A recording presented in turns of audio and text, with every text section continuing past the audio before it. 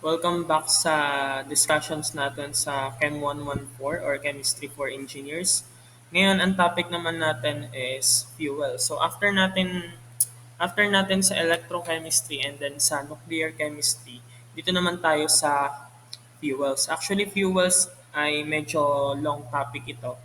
Pero mahati naman natin siya sa ilang weeks. So, dito sa may fuels, is iba yung topic natin for lecture, iba yung topic natin for laboratory. So let's start the discussion. So introduction lang about fuel. So fuel is a substance which when burned on coming in contact and reacting with oxygen or air produces heat. Alam naman na natin yung fuel, di ba? Fuel yung ginagamit natin para gumana yung mga sasakyan, yung mga generator or something, di ba? And then, hindi lang naman din yun yung definition ng fuel. Actually, fuel is needed to produce heat, di ba? Kung matatandaan nyo yung triangle of fire, di ba yung sa triangle of fire, meron tayong tatlong kailangan doon. Unang-una is heat, pangalawa is oxygen, and then lastly is the fuel. So si fuel, pwede siyang kahit na anong tangible na bagay, or pwede rin siyang gas, or pwede rin siyang liquid. No? So marami namang forms yung fuels. No? It depends. Basta may kakayanan siyang magliyab. So yun lang yun. So thus, the substance classified as fuel must necessarily contain one or several of the combustible elements. Masasabi daw natin na siya ay fuel kung meron siyang carbon, hydrogen, sulfur, at etc. na pwedeng mag-combust or magliyab. In the process of combustion, the chemical energy of fuel is converted into heat energy. Kung babalikan natin yung dati nating naging topic from the first topic, yung mga types of reactions, 'di ba kasama yung mga combustion reaction doon? No. And then yung mga fuel daw is nag-undergo to ng tinatawag natin na combustion reaction. No. And in order for it to proceed is you need syempre itong fuel, makikita niyo yung mouse ko, the fuel, and then of course the oxygen kasi oxygen is one of the triangle of fire. And then of course heat to produce the combustion products. Usually, the combustion products are carbon dioxide and water. So kapag nakakita kayo ng isang chemical reaction na ang naging product niya is water and then carbon dioxide, automatically, that is a combustion reaction. So, meron tayong types of fuels. No? Fuels can be classified into two major types. No? The occurrence or yung natural, and then yung artificial, and then the physical state or solid, liquid, and yung mga gaseous na fuels. For natural fuels, ayan, so natural fuels natin, meron tayong tatlo. Meron tayong solid fuels, liquid fuels, and then gaseous fuels. For natural fuels, ayan, yung mga solids natin are yung wood, yung coal, then yung oil shale. Ayan. And then for the liquid fuels, yung mga petroleum, and then yung mga natural gases. And then, syempre, meron din tayong mga manufactured fuels. Ano-ano ba yung mga yun? Tan bark, yung mga bagay, straw charcoal, yung mga coke, diba? Yung mga briquettes for solid. And then, yung mga liquid fuels naman is yung, syempre, yung mga petroleum, yung mga coal tar, and then yung alcohols. Actually, alcohol is a fuel din. And then sa mga gaseous fuels naman, yun yung mga coal gas, producer gas, water gas, of course, the hydrogen, and then yung acetylene. Now, excuse me. So, sa mga 'to, ang pinagkaiba lang naman ng natural fuel is eto lang naman yung naturally occurring na meron tayo sa environment natin. And then the manufactured fuels is actually manufactured ng mga manufacturing companies or ng mga manufacturing na industries, no? So ano ba yung mga properties na meron ng mga fuels? First is the density. The density, the ratio of the mass of the fuel to the volume of the fuel at the reference is the temperature is 15 degrees Celsius. So important of assessing ignition qualities and other quantitative calculations. No, iba-iba rin naman kasi naman talaga yung density na meron ng fuels. It depends kung ilan yung present na carbon, hydrogen, at oxygen na meron sila. And then for the specific gravity, the ratio of the density of a fuel to the density of the water. No? So, hindi naman na natin yan i-compute yung ratio na meron sila. Na meron yung density ng fuel and then ng water. No? Next is the viscosity. So viscosity is yung measure of the internal resistance to flow, decreases as temperature increases, important characteristics for storage, influences the degree of preheating required for handling and storage. Sa viscosity kasi, different fuels have different viscosities. It depends sa present na carbon or hydrocarbons na meron sila. No, yung carbon hydrogen or yung mga carbon or yung mga oxygen na kasama. No. 'Di ba yung mga ano natin, mga fuel natin, iba-iba sila ng viscosity, 'di ba? Pero kung i-define natin what is viscosity? Viscosity is the resistance to flow. No. Kung i-compare mo for example yung honey at saka yung oil is 'di ba more viscous si honey kasi may mas resistant siya mag-flow compared kay oil na mas mabilis mag-flow si oil compared kay honey. Diba? Parang yung lapot yung viscosity. And then the flash point. Flash point is the lowest temperature at which fuel is ignitable by an external burning source. No? And then syempre yung pour point naman is the lowest temperature at which fuel is ready to be pumped naman. Next is the specific heat. Now, so the number of calories needed to raise the temperature of 1 kilogram of oil by 1 degree Celsius. Later on, i-discuss natin yung specific heat para hindi tayo masyadong nalilito. And then the calorific value naman, it measures the heat or energy na po-produce. No, yung calorie na tinatawag natin. And then the sulfur content. Sa sulfur content depends on the source of the crude oil, syempre, and on the refining process. No? And then the ash content naman, related to the inorganic materials or salt. Di ba yung ash, yung parang ano, byproduct na napoproduce natin kapag tayo ay nagkakaroon ng combustion reaction. And then syempre, ash content has an erosive effect on the burner tips and then causes damage to the refractories at high temperature. And then it gives rise to high temperature corrosion and fouling of equipments. Diba? And the next is the carbon residue naman. It is the tendency of oil to deposit a carbonaceous solid residue on a hot surface. And then, lastly is the water content, of course, di ba? Content is the percent moisture in fuels can cause damage to the inside surfaces of the furnace during combustion. So, ito yung mga properties na meron yung mga fuels na meron sa mga solid, liquids, and gas. So, for calorific value, ayan, ito tatandaan niyo lang naman tong mga to, kaya ko lang din siya binabasa. For the calorific value, for solids, up to 6,050 calorie per kilogram. And then for liquid naman, higher than solid fuels. Mas ibig sabihin, mas mataas siya compared dito kay solids. And then for gaseous, of course, mas mataas din to. No, dito, from cal, naging kcal na siya or naging kilo. Diba? So, 1,000 to 15,000 kcal per meter cube. Meter cube na yung ginamit, hindi na basta-basta kilogram lang. And then for the ash content, for solid, ayan, negligible for some solid fuels yung ash content. And then syempre yung liquid naman, low yung ash content niya. And then sa gaseous, negligible. Kaya kung mapapansin nyo, di ba, kapag kunyari nagpa-liab ka ng alcohol, di ba halos wala namang ash na makukuha doon. Wala kang mapapansin na meron. Pero as in, meron yung kahit konti. Now, and then sa solids, syempre, yung ash content ng solid, madami yon. No? Pero for some na solids, almost negligible. Pero 'di ba, for example, yung mga wood, yung mga ash content na meron sila is masyadong marami. Na syempre for gaseous naman, negligible na siya. Hindi na siya masyadong napapansin. And then for water content, for solids, 3 to 60% yung water content. And then for liquid, low lang yung water content nila.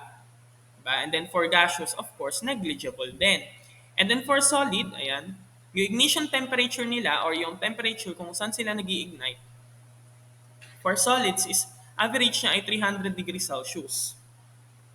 Yun yung average. Ibig sabihin, kailangan mo ng high temperature to ignite a solid. Di ba mapapansin mo naman yun, especially kung mga metal yung mga solid mo, mas mataas yung kailangan mong temperature to ignite that. No, pero kung yung mga wood or yung mga kahoy is, ayan, konting ano lang, taas lang ng temperature, mapapaliyab mo na siya. And then for liquid, wala masyado. Kasi nga, nakadepende yun sa liquid. And then for gas, of course, nakadepende din siya. And then for sulfur content, so for sulfur, 0.5 to 7% ang baba ng sulfur content na meron ang mga solids. No? And then for liquids, ayan, lower than solid fuels. Of course, mas mababa siya. And then for gaseous is negligible na yung sulfur content. Kasi kadalasan pag liquid and gaseous, majority is pure na yung mga nandyan na mga fuel. Unlike kapag kay solid na meron tayong ibang present na mga components. So ano ba yung advantages and disadvantages na meron yung mga solid fuels? Unang advantage na meron siya is they are easy to transport. Of course, madali siyang i-transport, di ba? For example, yung mga troso-troso, di ba, kinakarga lang siya sa truck, yung mga ganon. And the next is they are convenient to store without any risk of of spontaneous explosion. Mas madali silang i-store. Itambak mo lang yan kahit saan, pwede na yan, di ba? Hindi naman yan sumasabog, hindi rin naman yan nagliliyab ng mabilis. Kasi nga, you need an average temperature or kailangan mong na mas mataas na temperature to ignite that. Next is their cost of production is low, of course. 'Di ba? Hindi masyadong mahal. 'Di ba kung makikita niyo yung mga yung mga planta, majority of the plant na meron tayo dito sa Pilipinas ay yung ginagamit natin ay mga solid fuels. For example, ano, sa cement industry, sa may cement industry doon sa Republic Cement. Basta Republic na semento, yon. Yung source of fuel nila doon, para maluto nila yung mga semento nila is a solid fuel. For example, hindi naman sila gumagamit ng mga kahoy kasi nga, masyado yung magastos, tas masyadong masama sa environment kung magpuputol tayo ng mga puno. Karamihan kasi ng mga solid fuels na ginagamit ng mga planta natin dito is mga ipa. Since marami tayong palay, di ba? Yung ipa is yun yung balat nung palay, di ba? Bago siya maging bigas, yung ipa kukunin mo, yung ginagawang darak, yung pinapakain sa bibi. Basta yung ipa is yun yung kung may makikita ko yung mga truck na dumadaan na may kargang ipa, ibig sabihin dinadala nila yun sa mga planta na yun yung nagiging source of fuel nila. No? And syempre, mas tipid yun compared sa, 'di ba? Sa ibang source of fuel. And then syempre, they possess moderate ignition temperature. Sakto lang. Ano naman yung mga disadvantages nila? Syempre, yung ash nila ay high. Yung ash content is high. Of course, it's a solid. Given naman na yun eh. Parang common sense lang na kapag solid, Pirmes, meron niyang ash or meron niyang abo, di ba? And then next is their large proportion of heat is wasted. Yan. Yung heat na meron kasi ang mga solid is kadalasan is nasasayang lang din siya kasi hindi siya nakafocus sa isa. 'Di ba? Yung heat kasi kapag kunyari yung uling, kapag nagpaliyab ka ng uling, yung heat nun kalat. Meron sa taas, meron sa baba, meron sa ilalim, meron kung saan-saan, 'di ba? And then their combustion operation cannot be controlled easily. Syempre, mahirap siyang kontrolin. Alisin mo muna yung mismong fuel mo na solid to control that. And then, syempre, yung their cost of handling is high. Yan. Ang sinasabi lang dito sa yung cost nila sa pag-handling or yung pag-handle sa kanila is mas mahal. Sa production, syempre, mas mura. Kaso nga lang, yung pag-handle, yun yung mahal. And then sa liquid fuels naman, advantages and then disadvantages ng liquid fuels. First is yung advantages. No?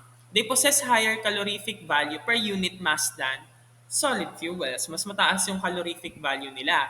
Next is they burn without dust, ash, clinkers. Of course, di ba? For example, nagpaliyab ka ng alcohol, ng liquid alcohol, di ba? Wala ka namang makikitang ash doon, wala kang makikitang dust, or kahit na anong ano, residue na nakikita ng mata mo, di ba?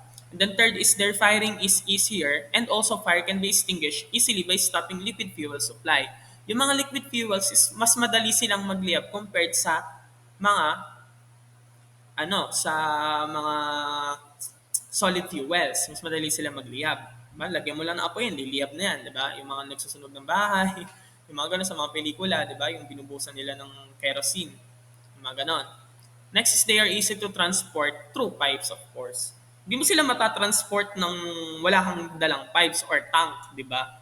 Yung mga liquid fuel. Kung makikita nyo, yung mga nagdadala sa gas station ng mga truck, yun yun.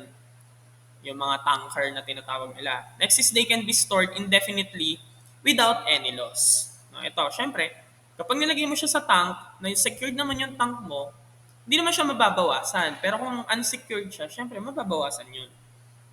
No? And then, syempre, they are clean in use and economic to handle. Mas madali sila, ay mas malinis silang gamitin. No? Compared sa mga solid fuels, di ba? Walang abo. Ganon. May usok siya, pero it depends sa type ng fuel na meron ka. Next is they require less excess air for complete combustion. Hindi mo kaya masyadong kailangan ng air for complete combustion. Easily combustible sila. Next is they require less furnace space for combustion. Hindi mo rin kailangan ng furnace for able it to combust, di ba? Next is the disadvantages. Now, first is the cost of liquid fuels is relatively much higher as compared to solid fuel. Of course, mas mahal siya compared dun sa solid. Kasi mas mahirap kumuha ng liquid fuel, di ba? Kadalasan kasi ng mga liquid fuel, especially the petroleum, is minimina pa siya, 'di ba? So, kapag ganun yung production, mas mahal, 'di ba? Next is costly special storage tanks are required for storing liquid fuels. Of course, dapat yung storage tank mo is flame resistant, yung mga ganyan, 'di ba? Next is there is a greater risk of fire hazards, particularly in case of highly inflammable and volatile liquid fuel. Since easily combustible sila, pagdating sa fire hazards, mas mataas yung risk natin. 'Di ba? Mas mataas yung risk na magkaroon tayo ng disaster kasi nga, mas madali silang nagliliyab. 'Di ba nga kung makikita niyo yung mga yung mga tangke ng mga nakalagay 50 feet no smoking 50 feet. Yung mga ganun, kailangan 50 feet kapag nag-smoke ka. Kasi nga, once na mapunta lang doon, kahit abo, nung sigarilyo mo, or kahit na konting combust lang yun, liliyab na agad yon. And then, syempre, they give a bad odor. Wala namang mabango na na liquid fuel eh. No, yung mga alcohol na natin na nabibili, mga maraming alcohol, may hinahalo na sila dyan, kaya sila mabango. Next is the for efficient burning of liquid fuels, specially constructed burners and spraying apparatus are required. Hindi mo naman pwedeng paliyabin na lang agad yan. Siyempre, kailangan mo ng mga apparatuses para makontrol mo kung saan mapupunta yung heat. 'Di ba? Kapag nagpaapoy ka na. For example, sa gasol, hindi mo naman pwedeng idirekta doon sa tangke yung pagpapaliyab, 'di ba? Kailangan mo pa yung mismong kalan, 'di ba? Para yung distribution ng heat ay even or mas nakokontrol mo. Kunyari, pahinain mo, palalakasin mo, yung gano'n. Last is the gaseous fuels. Advantages and then disadvantages. So, first is advantages.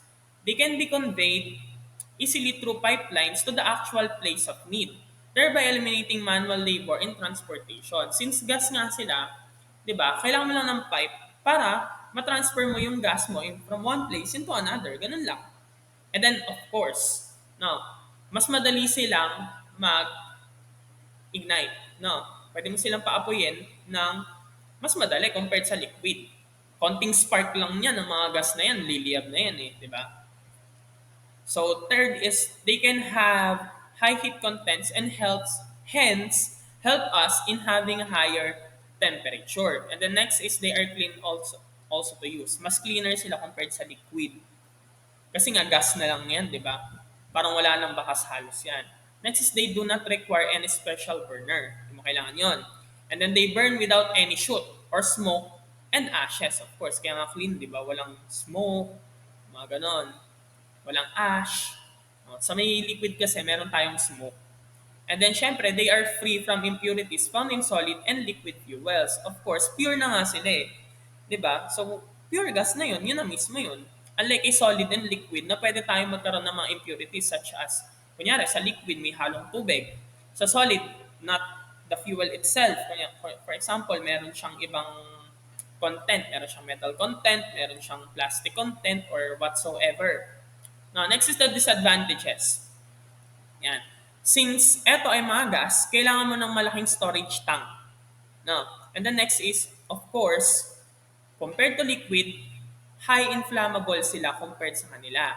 So, Konting spark lang, kunyari magsaksa ka lang ng ano, magsaksa ka lang sa saksakan, mag-spark na yon, liliyab na yon.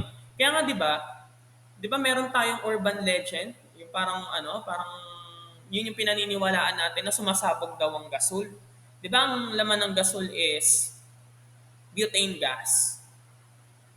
Kung hindi butane gas, methane gas, ganun yung laman ng gasol, 'di ba? Ang nangyayari kasi doon, sinasabi nilang sumasabog daw 'yun. Actually, hindi sumasabog ng gasol.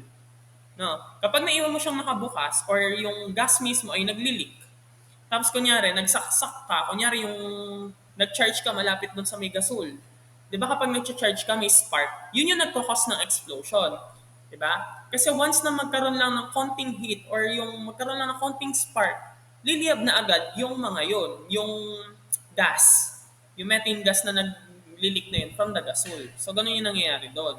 Kaya tayo nagkakaroon, sinasabi nila sumasabog daw yung gasol. Pero not the tank itself yung sumasabog. Yung mismong appliances or yung mismong isinaksak mo, yun yung sasabog kasi nga doon nag-start yung ignition. Now, next is the combustion reaction. Yan. Dito magkakaroon na tayo ng chemistry approach na talaga siya. No?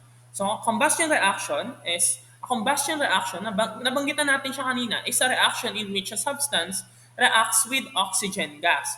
Yung fuel daw, pag nag-react with oxygen gas, releasing in the form of light or heat. Pwedeng light, pwedeng heat. No, yung maging product niya. And the combustion reaction must involve O2 as one of the reactant. Matik yan. Kapag combustion reaction, meron tayong oxygen na nakalagay sa reactant side katulad nito. Yan, may nakalagay tayong oxygen dyan. And the combustion of hydrogen gas produces water vapor. For example, si hydrogen gas, nag-combust siya with oxygen, magkakaroon tayo ng water. No? And then the products of combustion of hydrocarbons are carbon dioxide and water. Ito yung talagang product nila kapag gumamit ka na ng fuel. No? Kasi ang fuel kadalasan ay hydrocarbons. No? And then kapag yung hydrocarbons nag-react with oxygen, we will produce carbon dioxide and water. Many hydrocarbons used as fuel because their combustion releases very large amount of heat energy. For example, propane.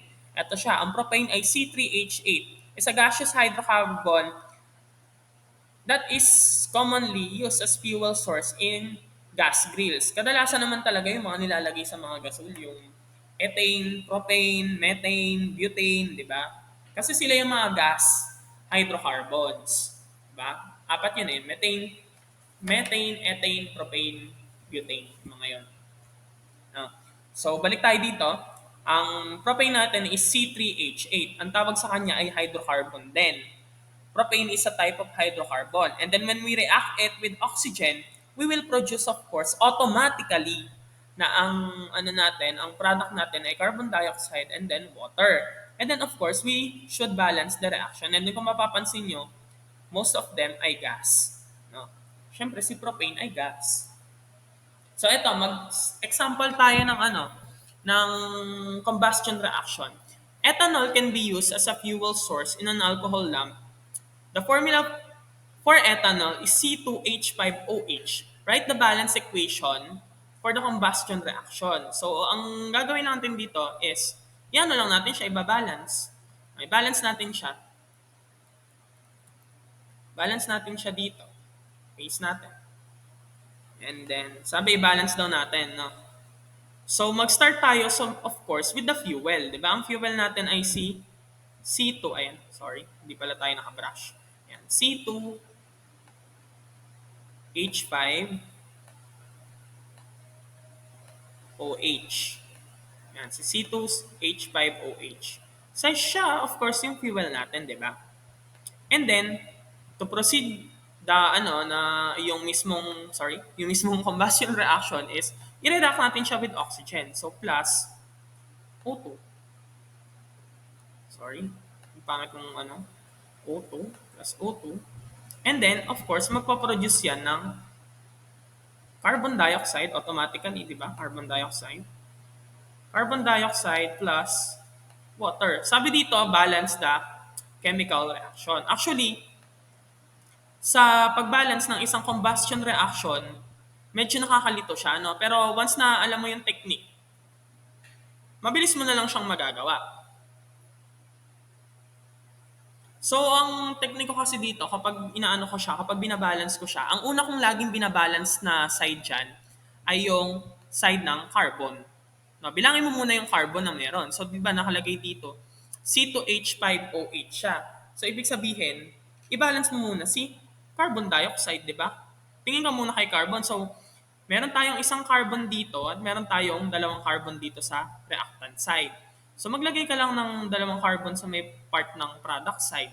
Ganun lang yung flow ko. And then after nun, si water naman yung sinusunod kong i-balance. No, to balance the water, ang titingnan ko naman ay si hydrogen. So tingnan mo tong hydrogen dito. Meron tayong anim na hydrogen dito. And then, meron tayong dalawa sa product side. So kailangan natin ng ilan? Anim na hydrogen. Paano natin magiging anim tong 2? E di maglagay tayo ng 3 dito, di ba? Tinuruan ko na kayo last time mag-balance ng introduction natin. So, 3H2. So, 6. And then after that, balance the oxygen naman. So, oxygen naman yung ibabalance natin. So, ilan yung oxygen natin? Meron tayong 2 times 2 is 4. And then 3 times 1 is ilan? 3 times is 3. So, meron tayong 4 plus 3, meron tayong 7 oxygen sa product side, di ba? Meron tayong 7 oxygen dyan. Dito sa kabila, meron tayong 1, meron tayong 2, meron tayong 3 dito. So, kailangan pa natin ng 4 to balance that. So, kailangan maglagay lang tayo ng 2 dito. So, 2 times 2 is 4. Ay, sorry, hindi pala 2. Maglalagay tayo ng 3. Kasi nga, 7 yung kailangan natin. So, 3 times 2 is 6 plus 1 is 7. So, ibig sabihin, balance na siya. Again, ang technique ko para mabilis ko siyang mabalance kapag combustion reaction is ibabalance ko muna si carbon dioxide and then after nun, si water naman and then isunod mo si oxygen. No? Tingin ka muna kay carbon to balance the combustion reaction. So, ganun lang siya. Balik tayo. Ayan. Ito, no? So, sample problem number 2. A hydrocarbon fuel is fully combusted with 18.214 gram of oxygen to yield 23.118 gram of carbon dioxide and 4.729 gram of water. Find the empirical formula for the hydrocarbon. So ito, empirical formula na yung hinahanap. No? Napag-aralan nyo na nung senior high school kayo, yung empirical formula and then molecular formula. So recall na lang tayo pagdating dito. No? Nalimutan nyo na, kailangan nyo siyang alalahanin, sorry. No. Pero dito, itutuloy, sorry. Tuloy na natin yung pag-compute dyan. So, ang hinahanap natin is the empirical formula. Ano daw ba yung formula nung nawawalang hydrocarbon na yan? No, ito yung hydrocarbon. Lagyan natin ng ano. Yan, hydrocarbon yung nawawala. So, ibig sabihin, ang hydrocarbon kasi is combination lang yan ng carbon at saka ng hydrogen. So, meaning, si C at si H yung nawawala. Ngayon, paano natin malalaman yung empirical formula niya? Ano, yung mga subscript no meron dito kay C at meron dito kay H. So sa ngayon, i-treat lang muna natin siya as CX and then HY kasi nga, hahanapin pa natin yung kanilang value. So, ang given dito, bilugan natin mga given, ang given dito is the grams or yung mass na meron yung oxygen. Since binigay yung mass ng oxygen, hydrocarbon yung hinahanap natin, meaning hindi natin magagamit to. 'Di ba? Next is yung binigay niya yung mass ng carbon dioxide and then yung mass ng water. Now, para malaman natin kung ano yung coefficient or yung subscript na meron tayo dito kay carbon at kay hydrogen, titingnan natin yung na-produce niyang carbon dioxide and then kay water. Di ba si water ay H2O at si carbon dioxide ay si CO2.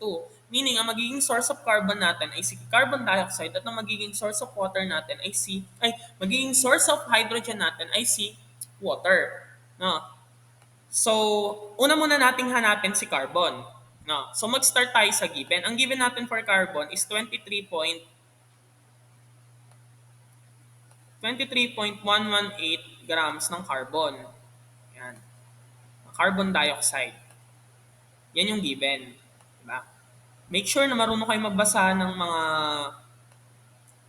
mga names. Katulad niya, carbon dioxide. Dapat alam niyo kung paano siya i-transform into formula.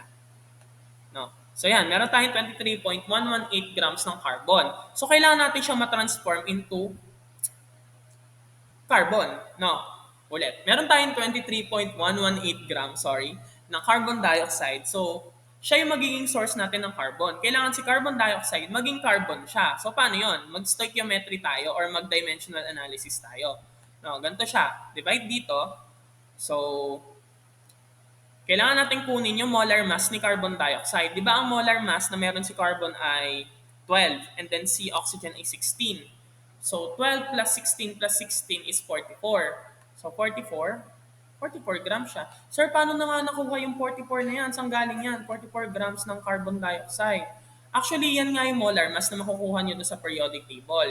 Kung makikita nyo doon sa periodic table, paki-check yung periodic table. Si carbon, ang molar mass niya is 12 gram per mole or 12 atomic mass unit. And then si oxygen naman is 16 gram per mole or 15.9999. Ganun yung nakalagay sa kanya doon sa periodic table. Tingnan nyo lang siya doon. Open periodic table naman if ever. So, dahil molar mass siya, ang ano niya, ang unit niya is 44 gram per mole. Yan. So, ibig sabihin, since sa baba natin siya nilagay, sa taas yung mole ng carbon dioxide. Yan. So, dimensional analysis kasi, kadalasan sa physics natin to ginagamit, di ba? To convert the units. No, yung desired units, convert natin para makuha, ay yung given unit, i-convert natin to para makuha natin yung mismong desired unit. So, ngayon, cancel natin to si grams kasi nga maka-cancel out na siya. And then, mole ng CO2. So, 1 mole, kapag meron kang 1 mole ng CO2 or ng carbon dioxide, yan, equals yan sa 1 mole din ng carbon. So, ibig sabihin, maglagay ka ng 1 mole ng carbon dito. 1 mole of carbon. Yan. And then, kuha na natin si mole ng carbon. So, ika-calculator lang natin siya. So, 23.118 divided by 44, yan. So, disregard na natin yung mga 1 na yan, is 0. Calculate natin siya, 0.5254. Wag muna tayo magka-cut ng mga ng mga significant figures Kinat ko na siya dito. Pero kapag nagka-calculate kayo, wag niyo ika-cut. Mole ng carbon. So yan na siya. Kuha na natin yung mole ng carbon. Yan. So, meron na tayo sa carbon. Pero ilalagay na ba natin siya dito sa X? Hindi pa. No, kailangan muna natin kunin si hydrogen. So, si hydrogen naman, ang magiging source ng hydrogen natin, of course, is the water. So, meron tayong 4.729 grams. 7.29 grams ng water or ng H2O.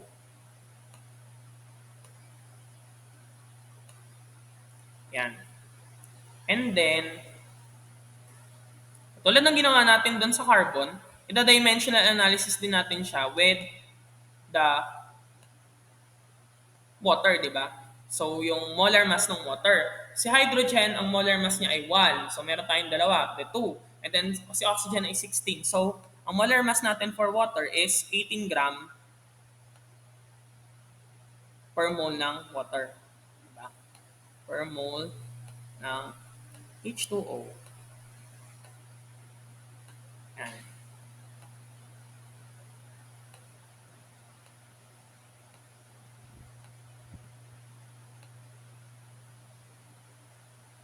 And then, hanapin naman natin ngayon ay si hydrogen. So, sa mole ng hydrogen na yan, mole na ng hydrogen, ilalagay natin dito. And then, tandaan nyo ito pala na-cancel out to kasi pareho na ng mole ng CO2. So, balik tayo dito. So, mole ng H2O naman. So, mole ng H2O,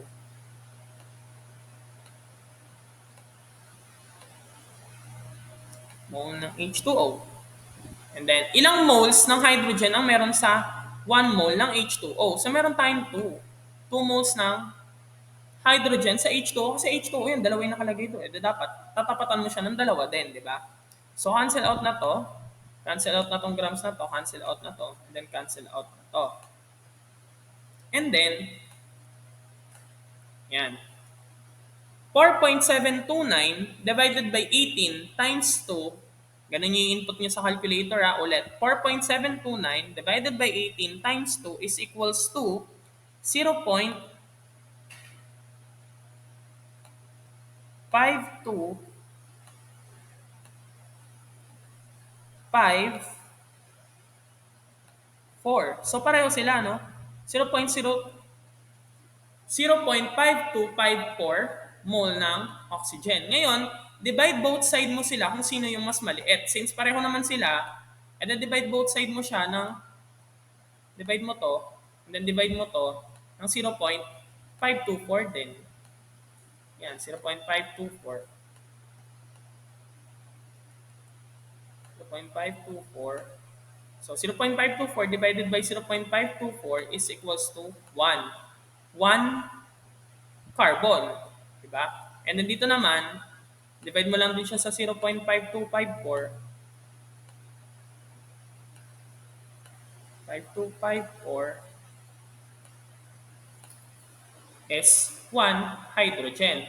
So, meaning, the molecular formula natin ay C1H1 or simply CH lang.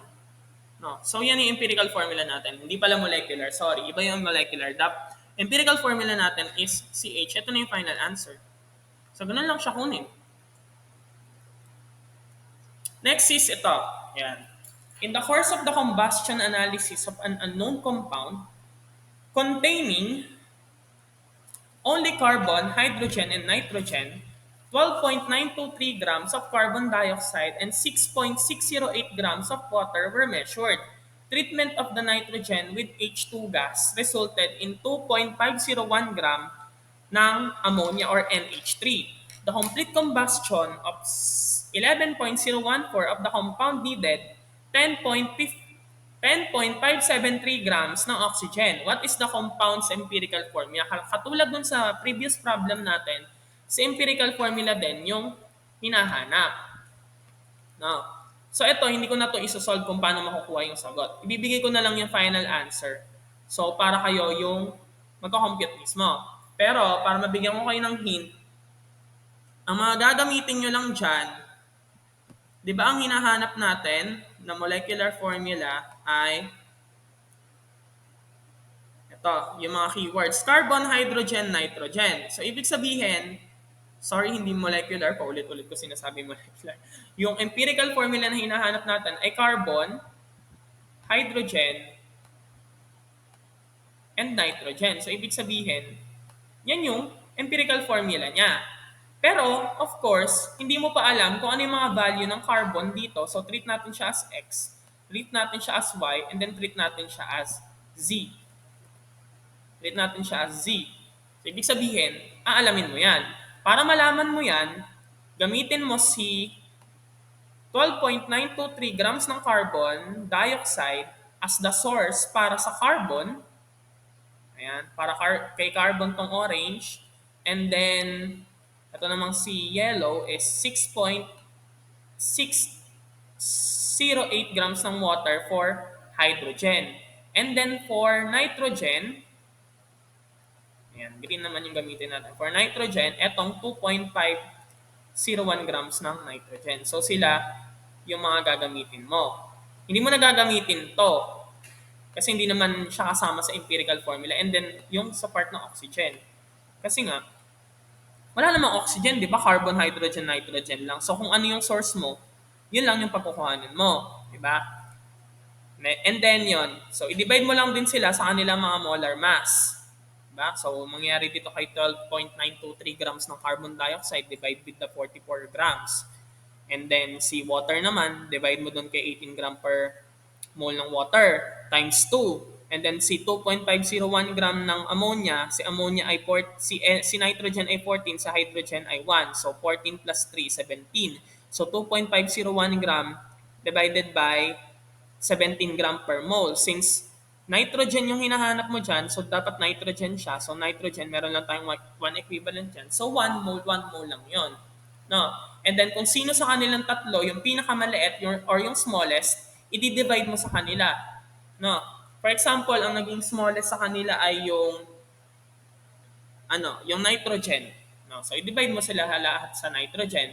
And then, to check your answer, the final answer or the empirical formula will be C, ito yung magiging empirical formula niya, C2H5O. Ay, hindi. Sorry. Anong O? N. Yan. So, yan yung kanyang empirical formula. So, kailangan nyo mapalabas na C2H5N. No? If ever na may tanong kayo, mag-chat lang kayo sa GC kung tama ba yung ginawa nyo. Kung hindi nyo makuha, mag-chat din kayo. No? Yan. And then for the activity, itong activity na to, ipapass nyo to. Now, ipapass nyo to after midterms. Papas nyo yung activity na yan. Kasi ang fuels ay sakop na ng finals natin. Kung may questions kayo and then kung may clarifications kayo for this topic is mag-chat lang kayo sa GC. So, yun lang. Thanks. Welcome back.